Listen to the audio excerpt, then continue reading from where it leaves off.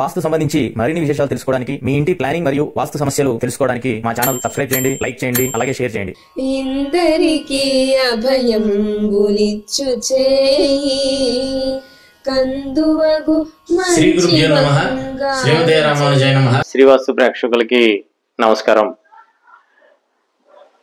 వాళ్ళ వాస్తు విషయాల్లో మన ఇంటికి ద్వారం అంటే ఇంటికి ఏర్పాటు చేసే ద్వారం ఈ విధంగా ఏర్పాటు చేసుకోవచ్చా అంటే ఈ విధంగా అంటే సాధారణంగా మనం తూర్పు ఈశాన్యం కావచ్చు, ఉత్తర ఈశాన్యం అంటే తూర్పు ఇల్లు వాళ్ళు కావచ్చు, ఉత్తర ఇల్లు వాళ్ళు కావచ్చు, ఈశాన్య భాగం కొంత వదులుకొని ద్వారం అంటే పార్కింగ్ ప్రాంతం వదులుకొని ద్వారం పెట్టుకునే పరిస్థితులు ఉంటాయి. చాలా మంది చేస్తూ ఉంటారు, దానికి ఏమి దోషం లేదు. అయితే పూర్తిగా ఈశాన్య భాగం ఆ గది మందం వదలటం అనేది మంచి పద్ధతి. అందులో మళ్ళీ 3 అడుగులు వదిలి 3 అడుగులు గృహంలో కలుపుకోవడం అనేది మంచి పద్ధతి కదా. అంతకుముందు వీడియోలో మనం చెప్పడం జరిగింది.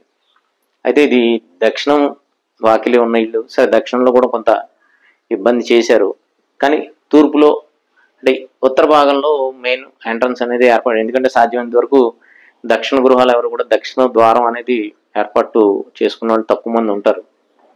చేసుకున్నా కూడా ఏదో వంటగది నుంచి వచ్చే విధంగా కొంత భాగం ఏర్పాటు చేసుకుంటే పూర్తిగా సింహద్వారం లేకపోతే ఏదో ఏర్పాటు చేసుకునే పరిస్థితి ఉండదు. అయితే తూర్పులో కావచ్చు, తూర్పు ఈశాన్యం కావచ్చు, లేకపోతే ఉత్తరంలో ద్వారం ఏర్పాటు చేసుకునే పరిస్థితి ఉంటుంది. ఇక్కడ మీరు ఆ ఇమేజ్ కూడా గమనించండి. ఇక్కడ శుభ్రంగా ఇవన్నీ ఉన్నాయి. ఈ ఏదైతే ఈ భాగం పెట్టానో ఇక్కడ డార్క్ ఇది పిల్లర్. అయితే వాళ్ళకి బోర్ అనేది ఈ ప్రాంతంలో పడింది, ఇక్కడ పిల్లర్కి యువతల భాగంలో.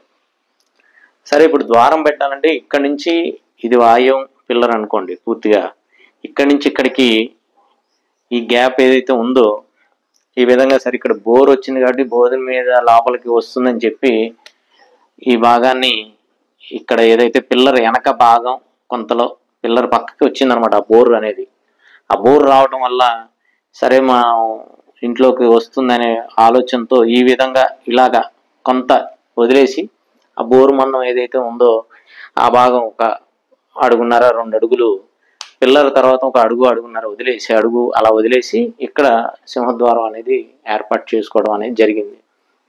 సాధ్యమైనంత వరకు ఈ విధంగా ఏర్పాటు చేసుకోవడం అనేది మంచి పద్ధతి. ముందు బోరు, తర్వాతే కదా గృహ నిర్మాణం చేసేది.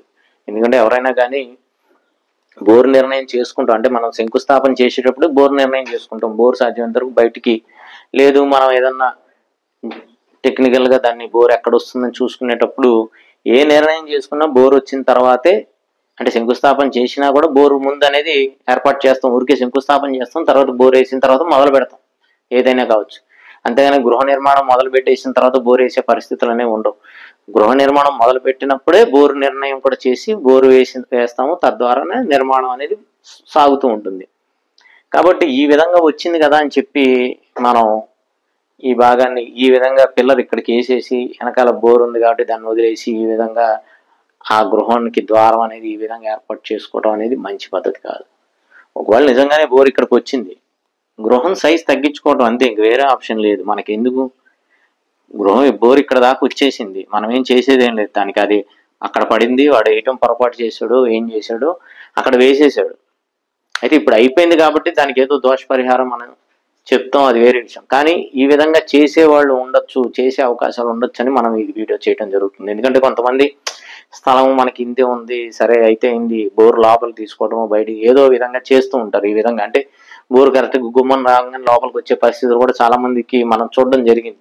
అది కూడా తప్పే. ఆ విధంగా ఏర్పాటు చేసుకోవడం కూడా తప్పే. సాధ్యమైనంత వరకు బోరు మనకు అవకాశం ఉన్నంత వరకు ఆ తూర్పు ఈశాన్యం ఉత్తర ఈశాన్యం భాగాల్లోనే ఉండే విధంగా చూసుకోవడం అనేది మంచి పద్ధతి. ఎంత స్థలం ఉన్నా మనకి ఎంత స్థలంలో వచ్చినా అక్కడే ఏర్పాటు చేసుకోవడం అనేది, ఇంట్లోకి వచ్చే విధంగా చేయడం అనేది అంత మంచి పద్ధతి కాదు. కాబట్టి ఇలా ఉన్నప్పుడు బోర్ ఇక్కడికి వచ్చింది అనుకోండి, అవకాశం ఉంటే గృహ నిర్మాణం సైజ్ తగ్గించుకోవడం ఆ భాగం అక్కడ బయట పూర్తిగా ఆ బోర్ ఉన్న భాగం ఇక్కడ నుంచి ఈశాన్యం నుంచి వాయుం దాకా వదిలేసి నిర్మాణం చేసుకోవడం అనేది మంచిది. ఎందుకంటే బోరు ముందు వస్తుంది కాబట్టి తర్వాతే నిర్మాణం చేస్తాం కాబట్టి ఆ విధంగా చేసుకోవడం అనేది మంచి పద్ధతి. వచ్చింది కదా ఈ ముక్కే కాబట్టి ఇది కట్ చేద్దాం, ఇది ఇలా చేద్దాం అని చెప్పి మనం ఆ విధంగా నిర్మాణం చేసేయటం అనేది మంచి పద్ధతి కాదు. ఎవరన్నా గృహ నిర్మాణం చేసేటప్పుడు మనకి బోర్ పాయింట్ అనేది వచ్చేదాన్ని బట్టి మనం గృహ నిర్మాణం చేసుకోవడం అనేది. లేదు, గృహ నిర్మాణం చేసుకునేటప్పుడే సాధారణంగా వాస్తుపరంగా మనం ప్లాన్ ఇచ్చేటప్పుడు బోర్ పాయింట్ అనేది కూడా ఇవ్వడం జరుగుతుంది. ఖచ్చితంగా ఆ బోర్ పాయింట్ ఏదైతే మనం ఇవ్వడం జరుగుతుందో గృహానికి బయట భాగం అంటే పిల్లర్ బయట భాగంలోనే ఇచ్చే ప్రయత్నం చేస్తాం. 90%, 90 కాదు 100% అదే పని చేస్తాం. ఎక్కడ కూడా పిల్లర్ లోపలికి వచ్చే విధంగా మనం ఎప్పుడు కూడా బోర్ పాయింట్ అనేది ఇవ్వం.